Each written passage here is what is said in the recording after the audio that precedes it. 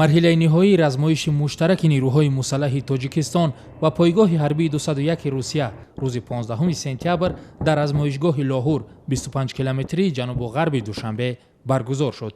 онҳо душмани шартиеро саркӯб карданд ки як биноро таҳти тасарруфи худ дароварда буданд.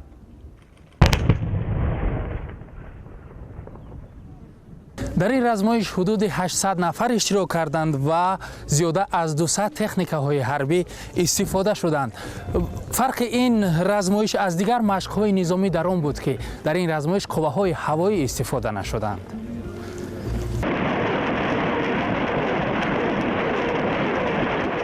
дар ин размоиш батальёни гурӯҳи тактикии пойгоҳи низомии 201, гурӯҳи амалиётӣ ва ротаи таъиноти махсуси вазорати дифоъ, гурӯҳи таъиноти махсуси нирӯҳои дохилии вазорати корҳои дохилӣ ва гурӯҳи таъиноти махсуси қушонҳои сарҳадии кумитаи давлатии амнияти миллии тоҷикистон иштирок карданд.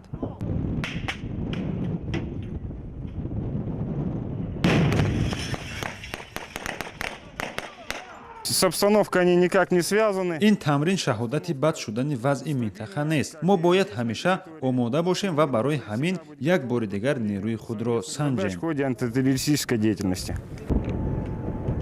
изҳороти гапаненко дар бораи вазъияти минтақа ва тоҷикистон дар ҳолест ки тақрибан 2 сол боз мақомоти русия ва тоҷикистон аз бад шудани вазъи афғонистон нигаронанд ва борҳо аз хатари эҳтимолӣ аз он сӯи омӯ ҳарф задаанд.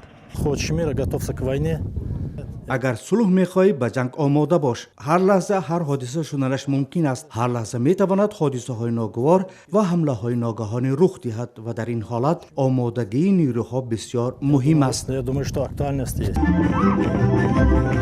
нирӯҳои тоҷикистону пойгоҳи 201 русия эълон доштанд ки барои муқобила бо ҳар гуна хатарҳо дар кишвар омода ҳастанд ва якдигарро дар чунин мубориза танҳо нахоҳанд гузошт.